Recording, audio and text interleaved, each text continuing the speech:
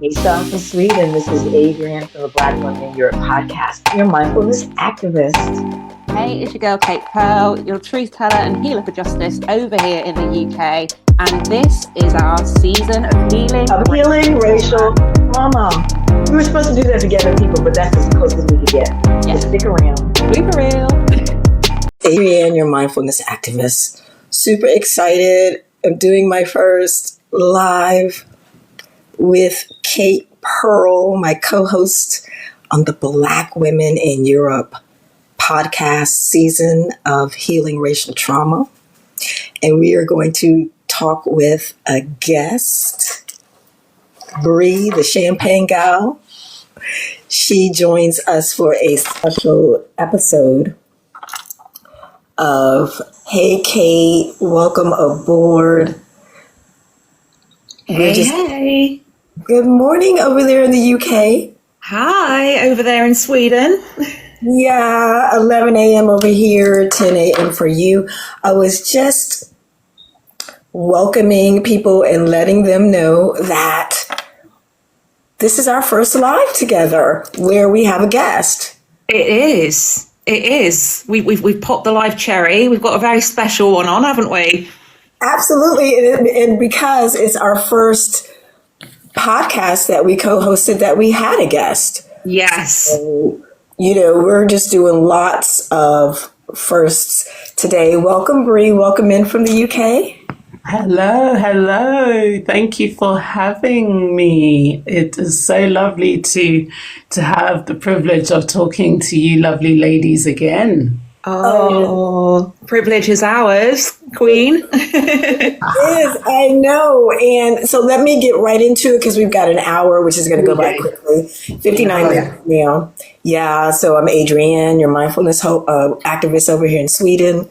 5 years I've been doing the Black Women in Europe podcast, but this season is super special because it's the season of healing racial trauma, and Kate Pearl of Kate Pearl's Pearls was gracious enough to agree to co-host this and drop all the gems that she's given you all on TikTok. If you're not already following Kate Pearl's Pearl. It is a tongue twister a bit. Kate Pearl's Pearls. There you go. Tell us briefly what you do on Kate Pearl's Pearls. Yeah, so I mean, at its heart, or at my heart, Kate Pearl's Pearls is about telling the stories that we were never really taught. I create content that tackles racism, racial trauma, Black British history and healing. And I do that all through a lens that's both, it's absolutely deeply personal and rooted in research. And so really, my platform's grown out of my own lived experience of navigating racial trauma. I've been on a deliberate and very long healing journey on a personal level, and that's alongside years of study, lots of learning, lots of unlearning, and now I use my voice to help others do the same. In a nutshell, and we break down a lot of complex, often painful topics into honest and accessible conversations, and really the goal is to spark understanding, reflection and healing, especially for Black audiences who rarely see our full stories told. I'd say that's on a global level as well. Well, see, that's why I thought you would be perfect co-host for a season of healing, and we're dedicating this season and next season into healing racial trauma. So Thanks for that, Kate. And Bree, oh my gosh, thank goodness for TikTok, right? Because I found you too. Yes.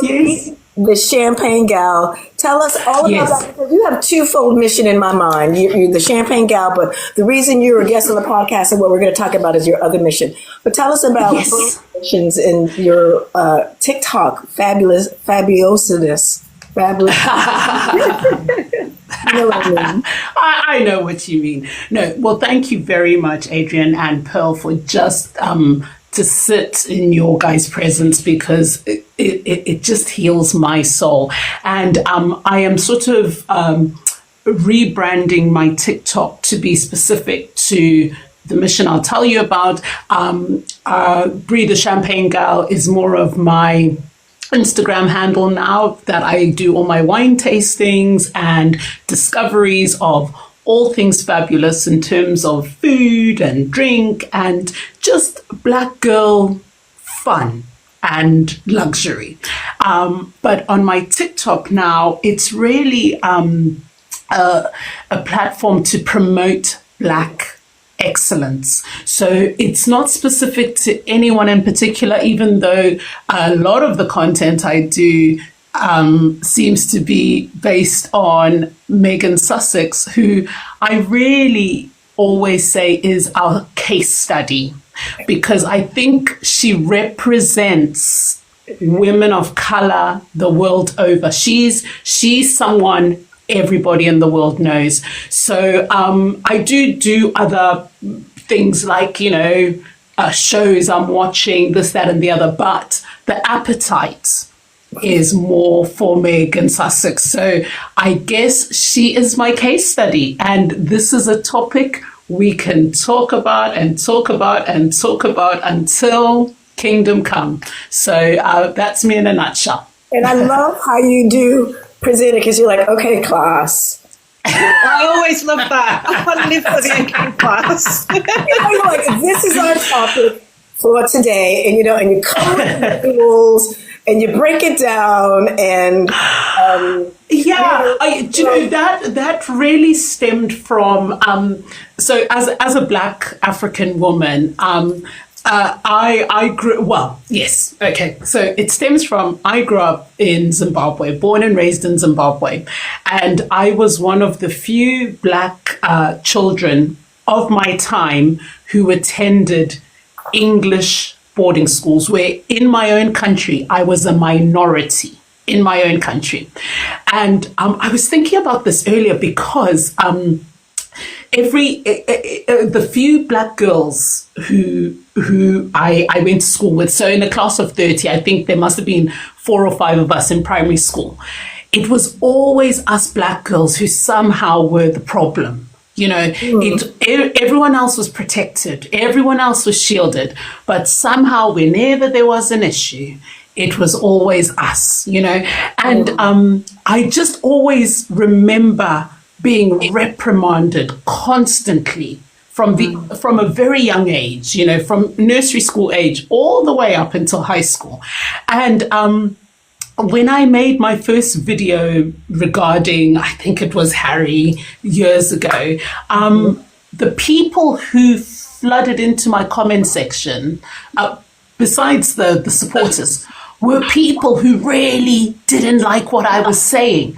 So I cottoned on to that, oh no, actually, I've got an audience of people who really don't like what I'm saying. And they're in my classroom. So I'm going to take it back now. And I'm going to be the teacher, as it were, to these students. Because to be honest with you, I've had 1 or 2 students who first came in hot and heavy, very aggressive and angry, didn't like what I had to say. And they've come back and come back and come back. And then they've DM me privately saying, do you know what? I couldn't stand you, but I've kept listening to you. And now I really enjoy what you've got to say. And I see it now. And do you know what? To have 2 recruits, ladies, 2 recruits, I've done my job. I've done my job. That's full circle right there. Right? Yeah. I love it even more now I know the story. No, I think a lot of these things, and in the spirit of being your authentic self and what people buy into nowadays, we don't want perfection. We don't want all these things that we can't live up to. We want someone who looks like us and is relatable to us, or even is someone who doesn't look like us but is speaking a language that we can attain and can understand. And really, ultimately, ladies, I do this for my own entertainment because I enjoy myself. I enjoy myself. But then the benefit is that there are people tuning in, there are people listening, and there are people actually getting something from it. And if we as a Black community can support one another in such a way, like Adrianne, like you said, you found me here on TikTok, and we can start developing these kind of conversations and just like the sisterhood. That's what I'm here for. That's the ultimate goal. Well, I am all about the sisterhood. And you know what? It's like, I'm not paying you to say this, but you know what? Next year will be the 20th anniversary of my Black Women in Europe blog. Oh, wow, that's amazing. It was like, Incredible. it is. And it's like, time goes so fast, but nobody was doing anything like that then. Yeah. You think 20 You're years a pioneer. Yes. And then out of that, I think we talked about this before. I did a power list because Michelle Obama inspired me for that when she was on the cover of Time or something, one of the most powerful women in the world. Let's talk about your argument that Meghan Markle Sussex is the most powerful woman in the world. Oh, so that is something that I have just been in the last couple of months. I mean, because I've lived through the whole kind of start of this whole thing. And even prior to the start, I knew Meghan Markle as the actress on Suits, and I loved her. Yeah. I absolutely loved her because she was strong, she was assertive, she was a woman of color, she stood on business. Now, just with all the videos I've been making and all the press that I am bombarded with on a daily basis, actually proves to me without a shadow of a doubt that Meghan Sussex is the most powerful woman on the planet. And I said it. Bree said it. So come to me if you want to talk about it. And I'm glad you said it, Adrianne, because let me tell you something. The press that this woman gets for stepping up, for waking up, just waking up, and they don't even know if she's woken up, right, is unbelievable. Like, nobody, who else has that kind of power?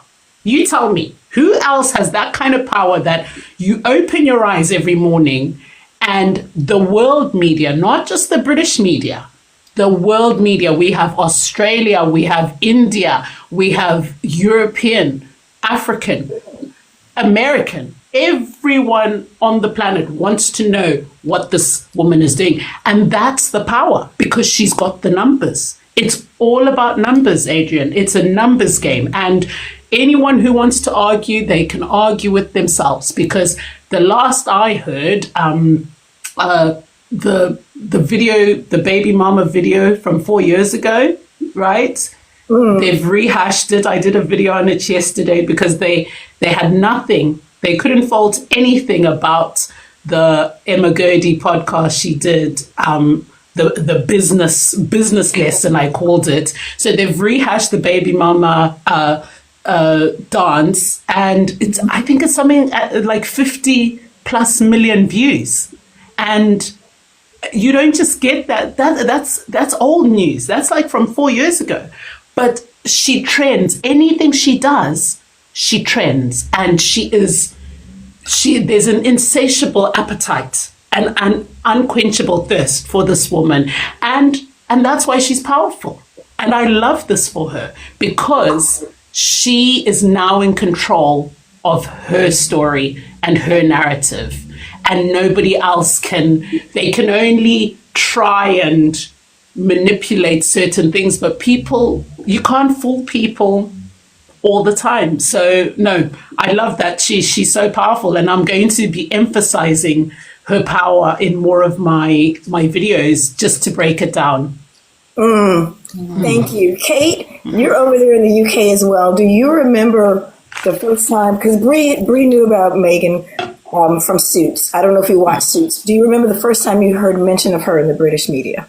Honestly, it was when she was getting ready to marry Harry. I don't know who got Suits over here. I didn't see it. It's something I looked at like after, because I was like, all right, she's in that as well. And absolutely, like you, Bree, absolutely loved her in it, and got slightly addicted after that. But she was getting ready to marry Harry. Is the first time I started to hear about her. So how was she treated then? Because it seemed like it was warm, kind of exciting, nice in the beginning, and then it went downhill fast.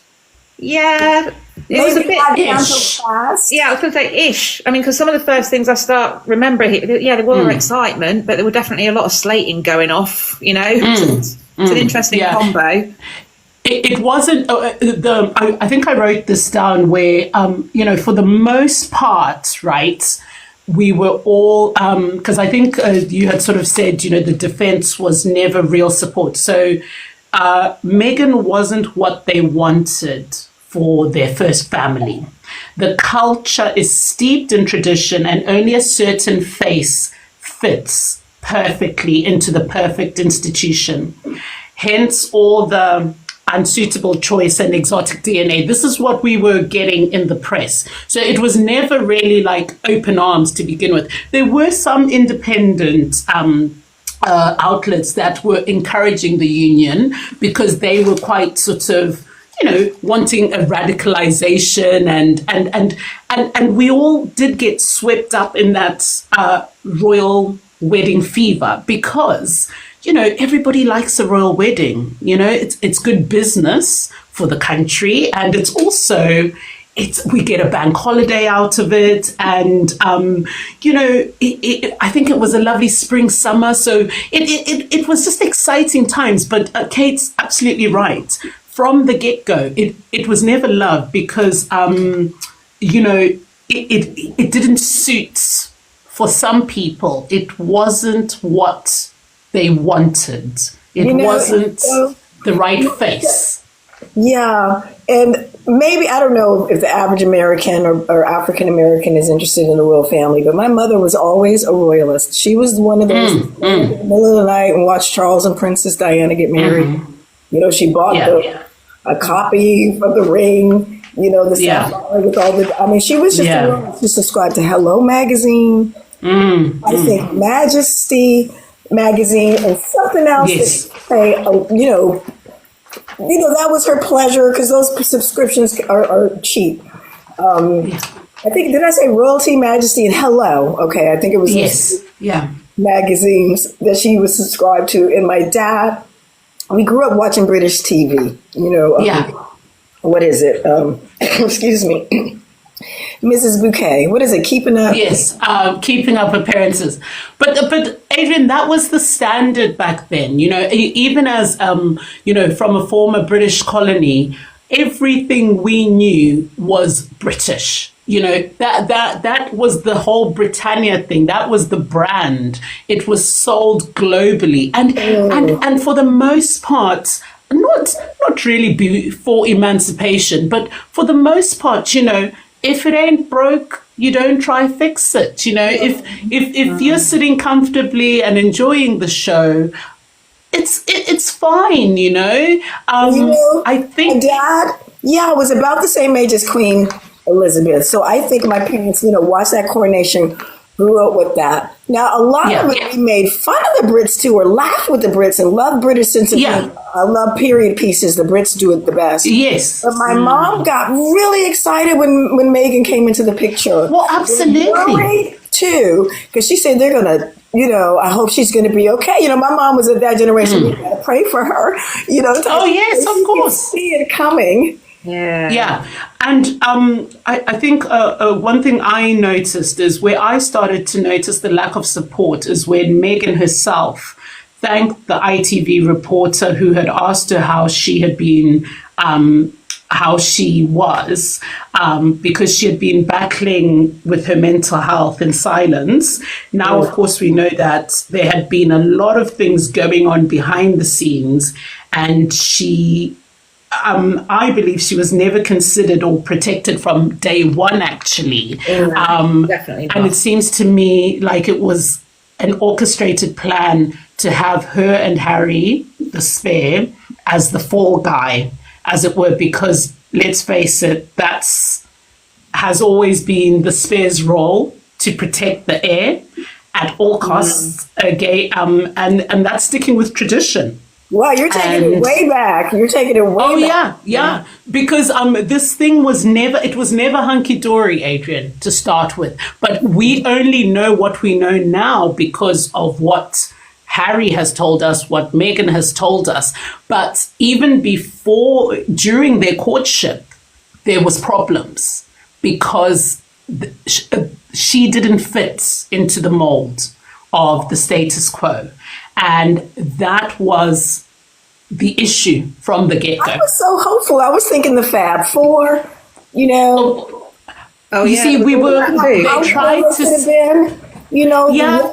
the potential is endless. And I was just thinking, Yeah. you know, they can be best friends. This is how we do it, protect, you know, and all of that. But what you have to remember, though, ladies, is that for the first time, this institution that's been standing for over 1,000 years with a certain face card of folk, suddenly, okay, so it's tradition. What you always have to remember about Britain is tradition. They love tradition and they're steeped in tradition. And suddenly, in comes a woman of color who, in my opinion, outclassed and outshone the status quo.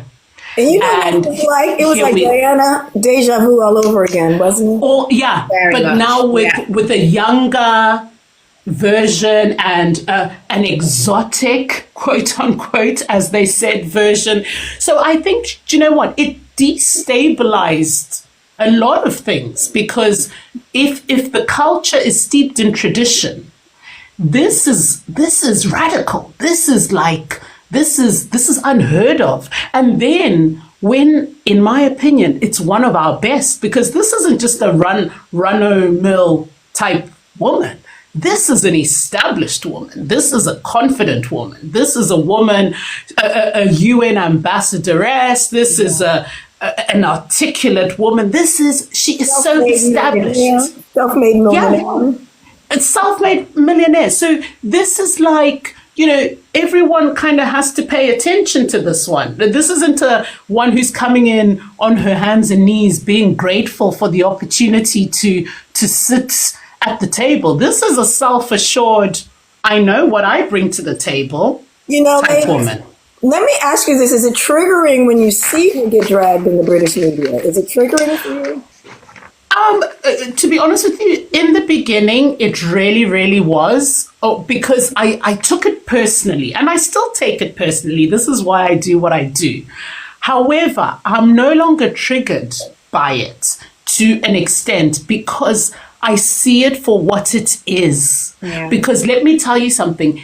If this isn't one of our worst, okay? This is one of our best. This is one of our best. This is our case study. So the fact that you have such a problem with the best, it really means it's the best. Because otherwise they would have let it go a long time ago.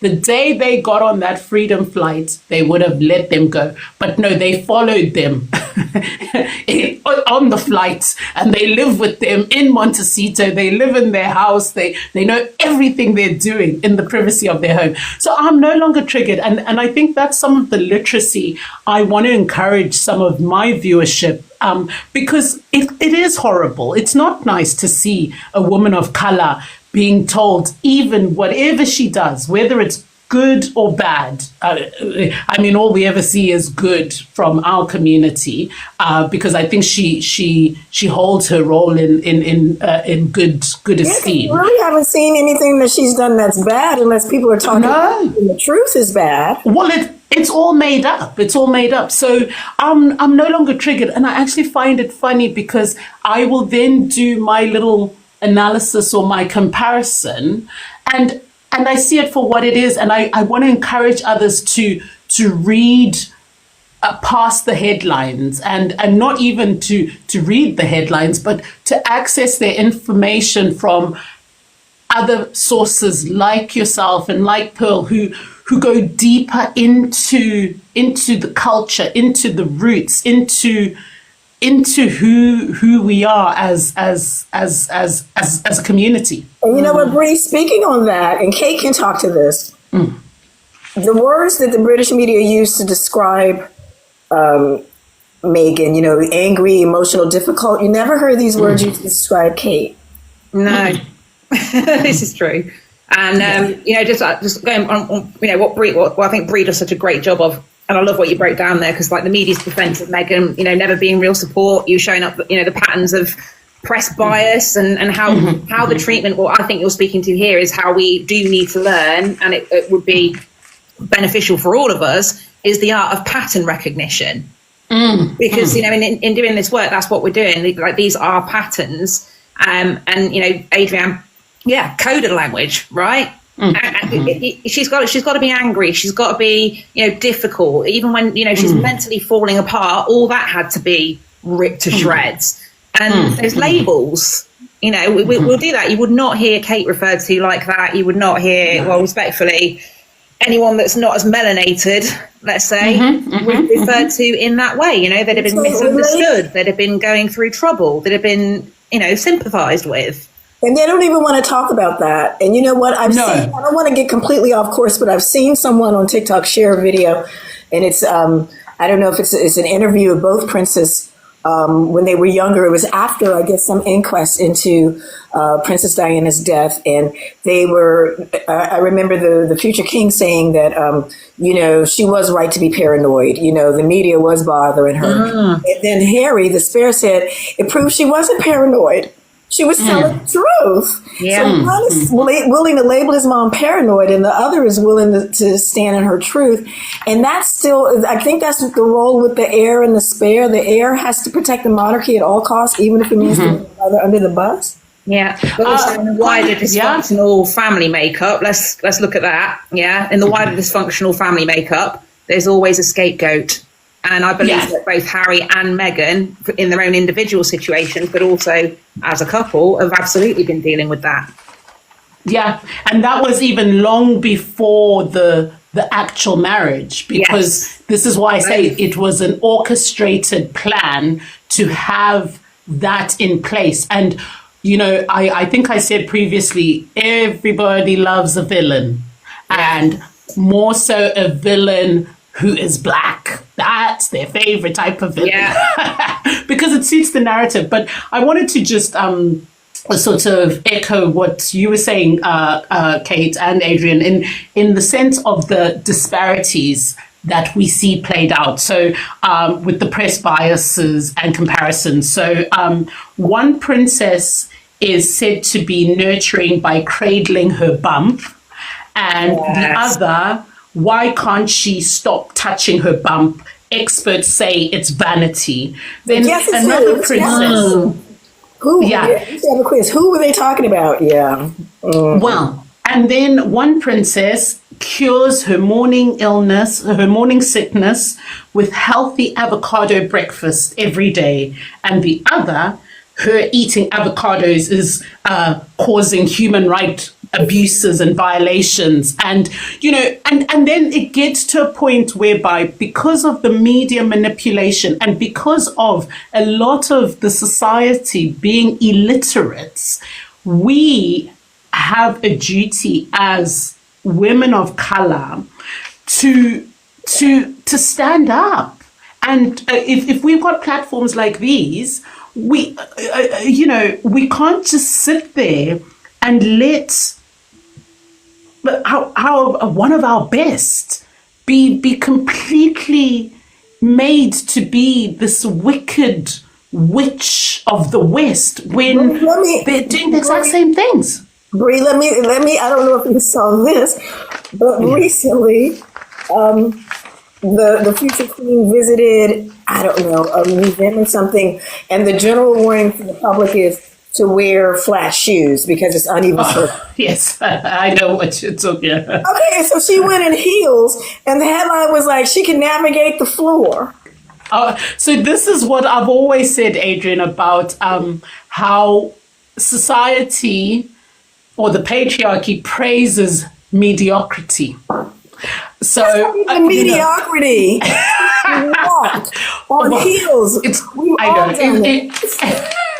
It was headline news. It was headline news that a woman shows up wearing heels, and even though she was told not to wear heels, isn't she saintly? Isn't she so remarkable? Isn't she amazing? The shoes, you know, like with the red. But yeah, you can imagine if Duchess of Sussex showed up in heels when she was told to wear flats, right? The headline would have been if she showed up in flats when she was told to wear flats, she couldn't even bother to look elegant.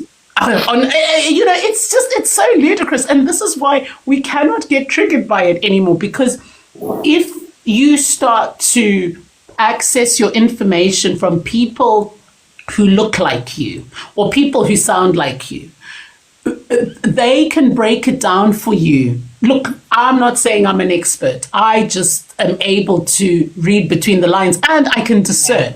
But I can definitely discern when there is a disproportionate amount of bias and hatred towards one community than there is to another. And I will speak on that because, we know the saying of how basically, I think I wrote this down actually. Where did I write it? Okay, so one of my motivations is I just want to taper down all the nonsense because this affects our community. And the saying is, that saying that nobody's coming to rescue us, nobody is coming. So my view of it is women and children first. We've got to rescue ourselves, ladies. There is nobody coming because the way they have shown us that they're definitely not coming for us. Who's they are coming for us a lot of the time. Coming to save us. Absolutely, absolutely right. They are coming for us, but not for the right reasons. Yeah. I want to say we do have great allies, who stand with us and do the work, and shout out to the true allies. We also have lip service allies. And in my opinion, unless something actually affects you personally, you're a bit removed from it all and frankly busy. And my own saying is, everyone wants to be an ally until it's time to do real ally business. Because, I get a lot of the support, and then when the proverbial hits the fan, everybody washes their hands. And this is why I just want on my platform and on platforms like yours, where we can have these conversations to empower all women like us, to, like with you, Kate, to stand up and start doing the work and to understand what all the trauma has done to us. The nuances. Absolutely. But shout out to the true allies, because I don't want to diminish what they do for us and as a community, but there's definitely, we as a community need to have more of a concerted effort to just keep rising up and tapering this nonsense, because there's so much of it. Yeah, and you know what? I'm so glad. Now, I don't know. I guess Oprah is the obvious choice. But I'm so glad that Meghan went to another Black woman who would be sympathetic in this space to tell the story. Yeah. And you know what? Also, Adrianne, a couple of years ago, we actually had 70 plus MPs sign a letter of solidarity here against the British press and their treatment and bullying of Meghan Sussex.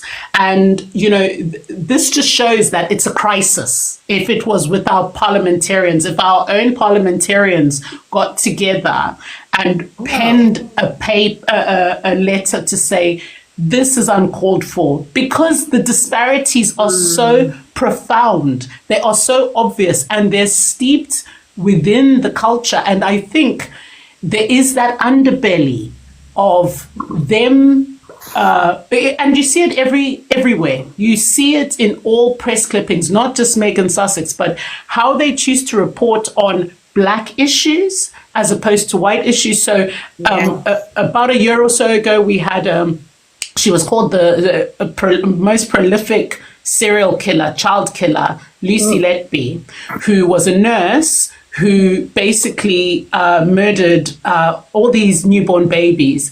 And all the headlines had her of a pretty face holding up, like a baby onesie, basically depicting that, she looks so angelic and lovely, and almost subconsciously saying, could she really have done this? Whereas, a young London boy, I think he was 12 or 13 or 14, gets killed by some man stabs this child with the samurai swords, causes havoc, and then it's reported knife boy.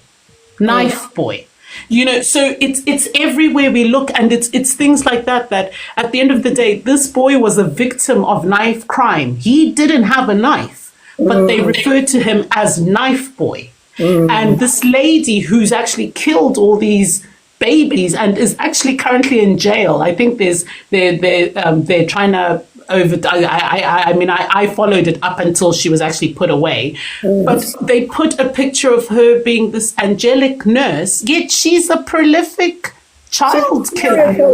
There you go. So it's all little things like that. And that's what I love about what Pearl does, is that she really, what Kate does, because she really breaks down for us that all these little things that we get drip fed just within society, it's not just you.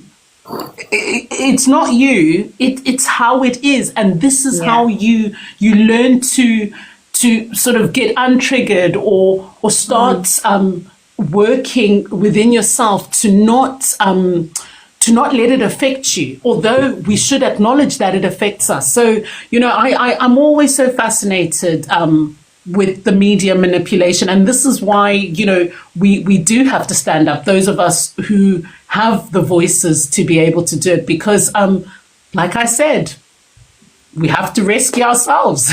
You know what? Now that, don't you think it's brave, smart, wise? I mean, we can all take a lesson in it.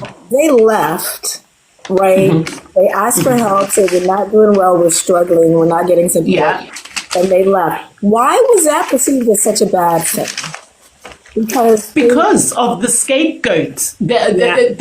They've always needed, for this thing to stay intact and on its legs, there always has to be, so with the air must be protected at all times. The air is perfect. The air is the future king of the land. The playbook to me is very dated, because I think that worked back in the 1800s or what have you, where the culture was basically you were either gentried rich or you were poor. There was no real kind of middle class.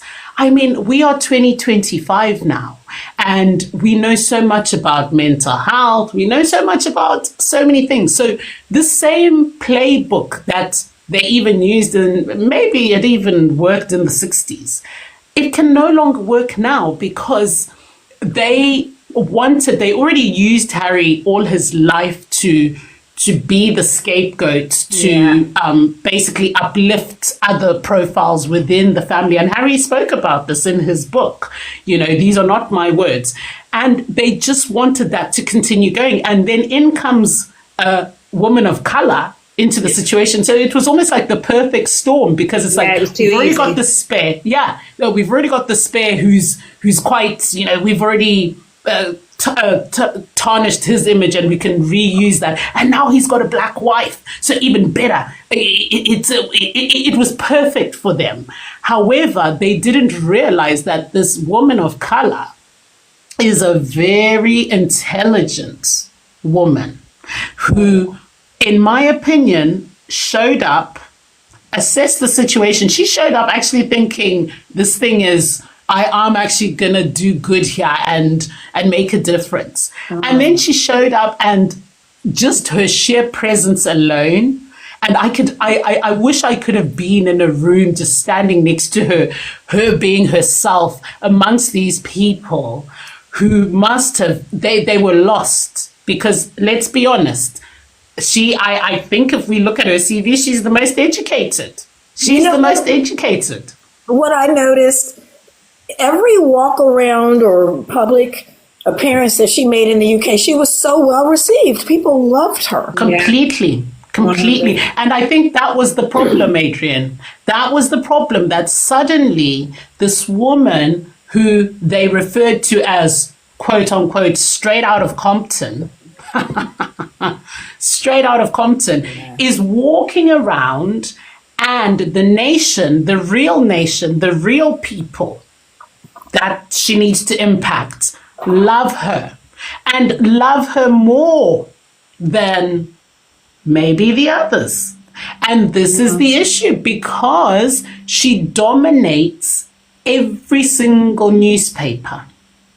She dominates, and that is coupled to the over-smearing campaign, which I've been talking a lot about, and what it's actually done. It's done in reverse, because now nobody's interested in the others. Everybody is interested in Meghan Sussex. What was that example you used? I think it was an American, but you said nobody knew who the next king was going to be or something, but they all knew you were Meghan.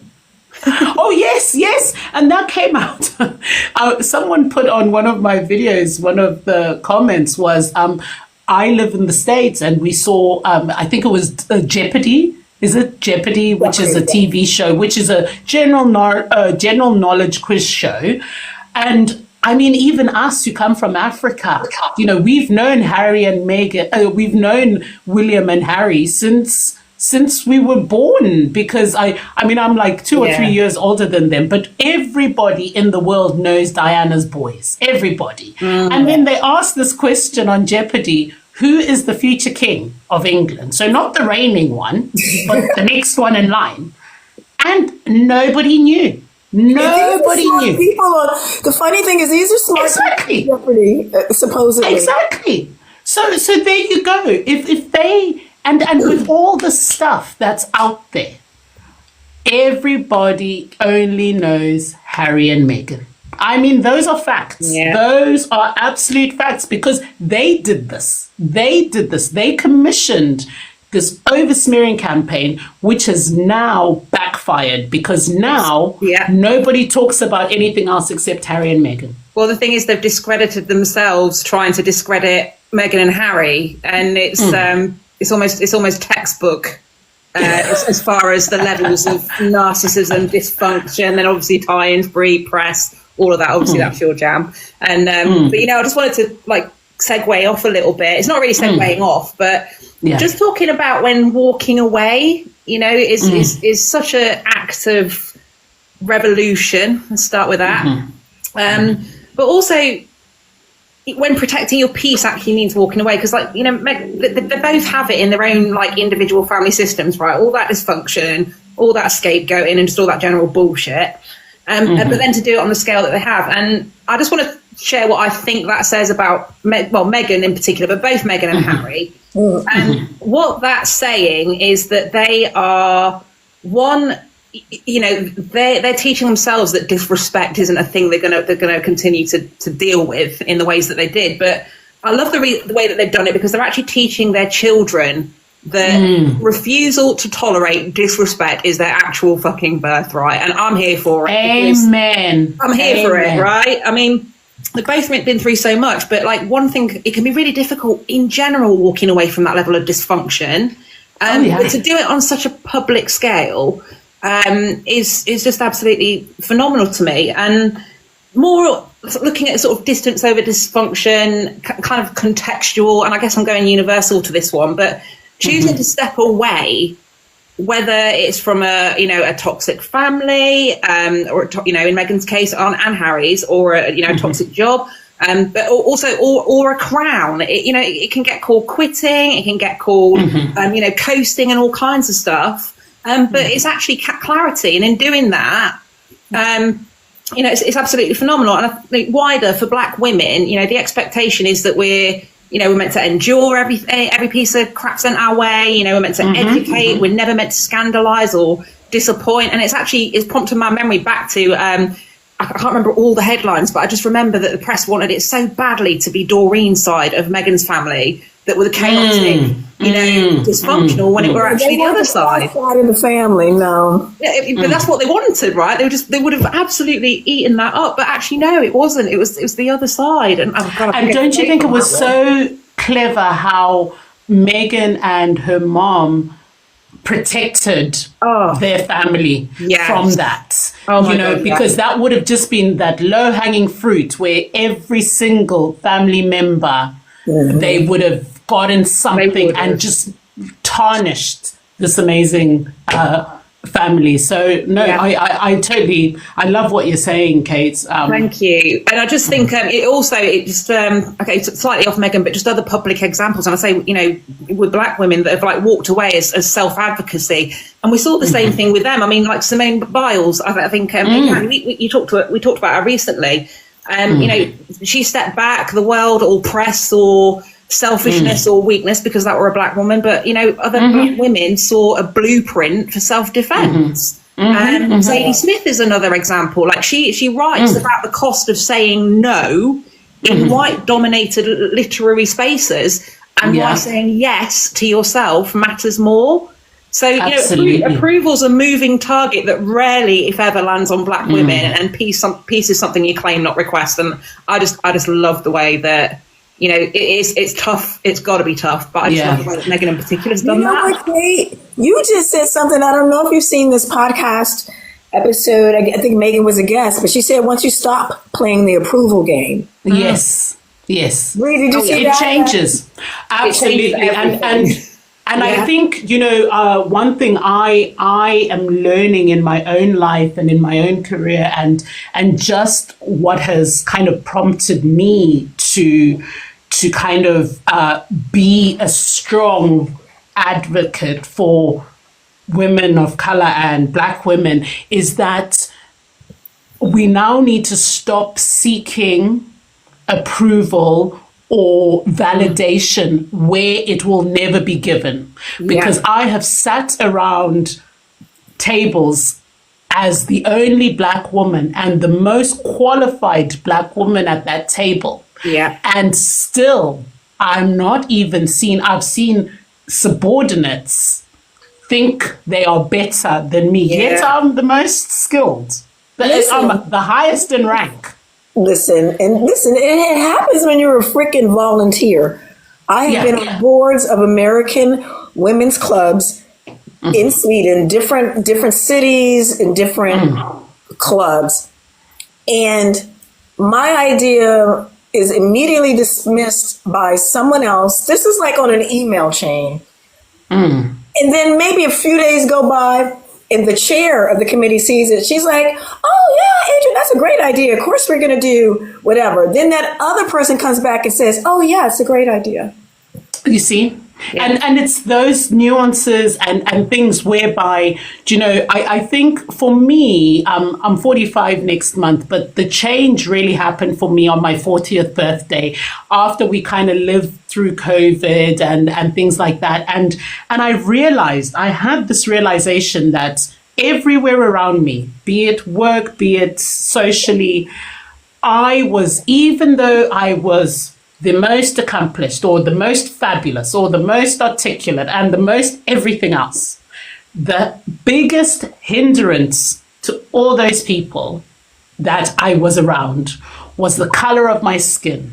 And they could never give me my flowers for anything because I outshined them in every aspect. Like, and I'm self-assured in that because I've got my receipts. Like, I'm not just saying, oh, I'm this, I'm that, I'm that. No, I really am what I am, But I noticed that I think inside me was a yearning of the validation that was never going to come. And then the switch happened for me. And I realized no matter what you do here, Bree, in all these circles, you could even proverbially display from your bottom a brick of gold to hand out to everybody.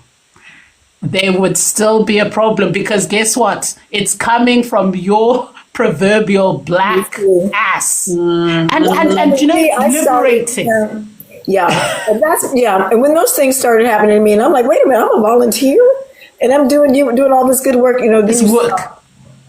Being on those boards, you don't renew your service, and And this is why, Adrian, and the thing is, walking away, it's not always like dramatic either. Like, just again, it's boundary setting, it's declining extra work, it's refusing to let people take the piss or explain yourself, it's turning off your phone. Like, this is about how these things show up daily, or even just letting yourself rest without guilt. And I just think it's amazing, because sometimes like leaving is actually the fiercest form of activism, because it breaks the cycle of self-neglect, and it actually tells others, like, I refuse to model martyrdom for the next generation. In doing that, we're also saying we're not passing that trauma down. Fuck off. Absolutely. And do you know what? When you put it that way, the 3 occasions in my career where I had to leave a job I loved and was so good at, and I had all the turmoil within me because I was made to feel like I somehow am the bad person when I was the wrong party. You have just healed a part of me, Kate, with what you said, because that walking away, and I've noticed ever since I've started setting boundaries for the longest time, it really upsets people, but I am willing to do it every day now, because I'll tell you something, they don't mess with me.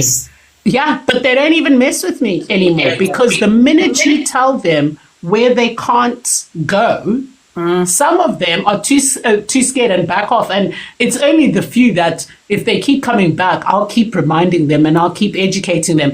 But you've put it in words for me that I can understand, that it's liberating, and it's actually the most fiercest form of kind of saying, I'm not going to be a martyr. Why should I always be the strong one? Exactly. Boundaries are rules, like they're doors to yourself. And you have every right to do that. And hasn't Megan Sussex done that? Like you said, it's they see it as a revolt, but it's actually, it was an internal. Listen, let me say something, ladies. Suffering in silence is overrated. And today is Juneteenth.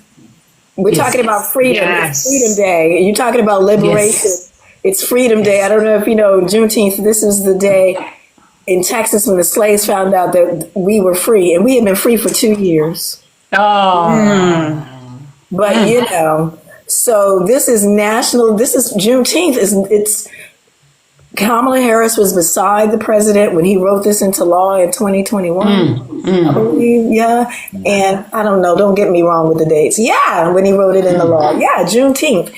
So we're talking about freedom. Look that we're doing this today then. Oh yeah, it's amazing. It's wonderful. Freedom of information. You know, we have some people that wanted to join the live, but I wanted to make sure we got to everything, and maybe can do that in the last few minutes. Kate, Bree, I'm glad that you had a breakthrough. No, absolutely. And I just wanted to finally just add my little bubbles onto the occasion by saying, you know, with all that we see in the media, that being a global pattern, and why I've used Megan Sussex as the case study, is for me that the tearing down of, in my opinion, one of our best, is just simply what the patriarchy is all about. It's about power and dominance, and showing you who dares, that if you ever speak out of turn or out of term, you will be ... So I think that's the ultimate message for me, is that I'm growing, I'm learning, and I seek to also soothe my fellow sisters who, like me, you know, have lived abroad for 30 plus years and have constantly, and like I said right at the top of this, since the age of 3, in my opinion, where I was a minority in my own country, I've always been made to feel, look, and be the bad guy, even when I'm the good guy. Even when I'm the good guy. And then they don't like it, even worse, when the good guy has a voice. Because what is that saying? The only one thing necessary for the triumph of evil is for good men to do nothing. So I'm not going to be a good man who does nothing. I'm going to be a good man who does something, even if it's just for the two of us here. No, Bree, I love it because you do actually. This is what's wonderful about nothing I do brings out the responses and the trolls and stuff that you get. Because you're really, I mean, I'm not in that. It's not going to happen. Right? Or if people don't want to believe there's racial trauma, Kate can handle them. But and so the people, they come for you, and it's so funny how you just break it down. I just want to ask you, what has been? Okay, I know you, and I'm so thankful you move mountains. You said you've converted people. People are like, you know what? I came back, and you got a point, and I'm starting to see things the other way. What is the one thing that someone told you or trolled you that you just thought was the most ridiculous that you had to correct? Because I think people are still hanging on to myths. Do you know what? I think, and it started like getting a few more comments on it. Right at the beginning of when I was sort of starting to just say, I'm going to talk about this because this thing has legs. I think it has to be the Oprah interview because although the baby mama one is the one at the moment that I'm kind of going back to because it's been rehashed and it's been called controversial. I think the Oprah interview, because there was so much, people didn't understand the language that was used and what was said. That's the one that they have the biggest bee in their bonnets about because, and I've always said to them, right, tell me something else. Don't tell me Oprah. Don't tell me embarrass the Queen. Don't tell me privacy. Don't tell me all of that. Give me something else. And do you know what? They have nothing. Because Oprah is the thing that I think they couldn't handle a black woman like Oprah with the biggest platform in the world in terms of interviewing, and the Duchess, the biggest institution in the world, and those two powerhouses colliding. It's just, there's a lady on here, Melissa, who says it put them in ICU. In critical. They've never recovered from that. And that's the one. I think they held that interview at Tyler Perry's house too. Yeah, I mean, another power. Really do it.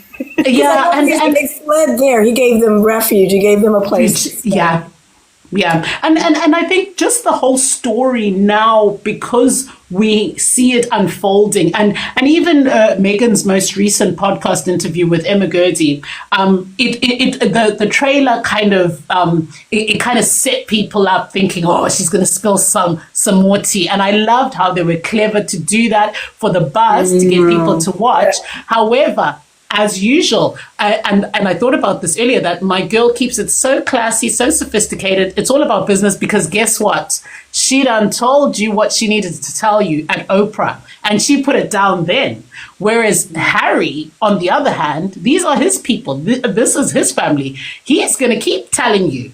Okay. Whereas my girl doesn't need to do that anymore. She said what she said, and she said that on Oprah, and it's a wrap on that one. And I love that about her because I always keep telling my class that these are black tea, black moves here on out. This is black business. And I love that about her because she is paying them dust. And that is the best way to do it. And she has handled herself. And all these so-called opinion polls, blah, blah, blah, it's the numbers. The numbers are where we see, and for her to sell out all her products in 45 minutes, and we're almost 24 hours from. I missed it because I could have swore I was on the email list, and then a couple of days I'm like, people are like, it's sold out. I went and I looked out in the world, so I think I even slipped through the email list is so full of me.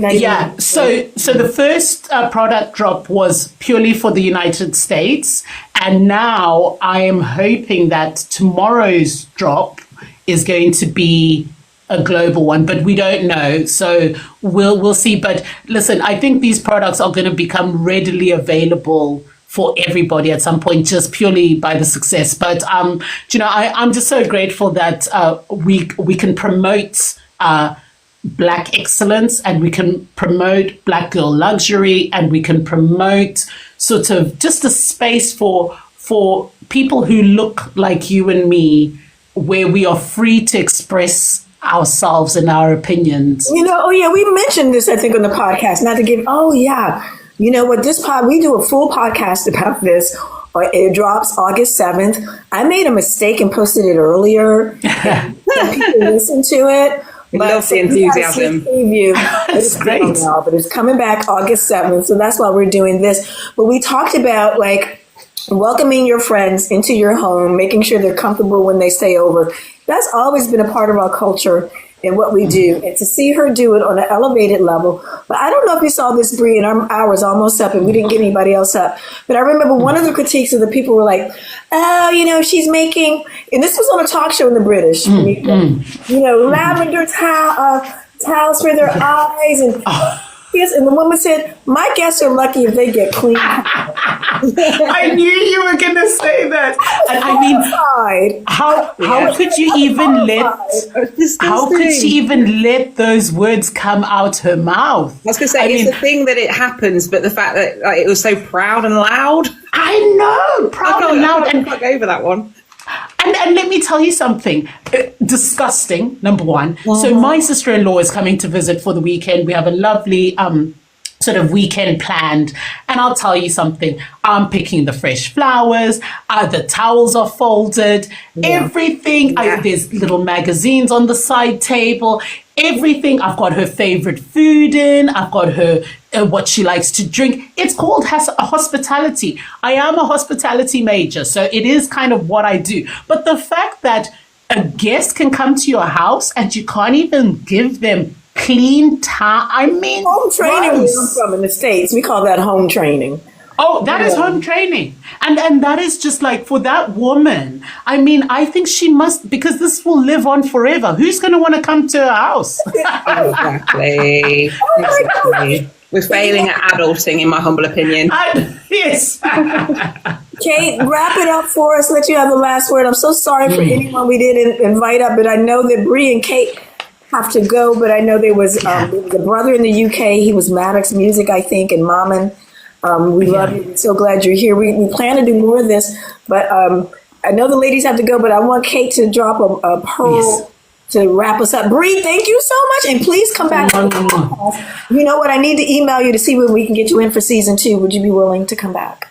Of course, Adrianne. How can I say no when I'm with my sisters and we just have such a good time together? And thank you. It's such a privilege and an honor to just be amongst you lovely ladies and all the wonderful viewers who've tuned in, the listeners as well. You give me life, Bree. Keep doing it. Oh, thank you. Give me life. Kate, you give me life too. That part, it's a life and love fest over here. Isn't it? 100%. But yeah, we have got to shoot. So more than anything, I just want to leave us with a takeaway. Obviously, come and remember to listen to us on August the 7th over on the Black Women in Europe podcast. But go back and listen to the season of Healing Racial Trauma in particular, because it is fire, not going to lie. But takeaway is that choosing your peace, that is an act of radical self-respect, people. Okay? So walking away from harm, it's not abandonment, it's choosing yourself and showing the next generation that survival isn't our only option. And that's why we're doing the work we're doing. And just keep being awesome. Thriving is what we're doing now. Yeah, we're not just surviving over here. We're thriving. Amen. That part. Okay, so we're going to take a deep inhale. Exhale through your mouth. And we're going to have an amazing day. Amen. Amen. Love you, ladies. I can't wait till we're together again.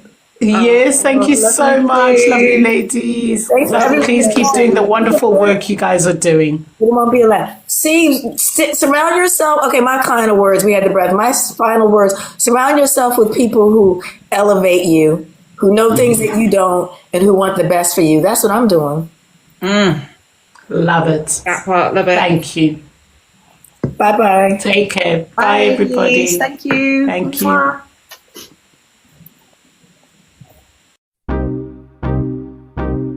This has been your girl, Kate Pearl. I hope you found this episode enlightening. This is Adrianne, and I hope it's been healing. Bye. Bye.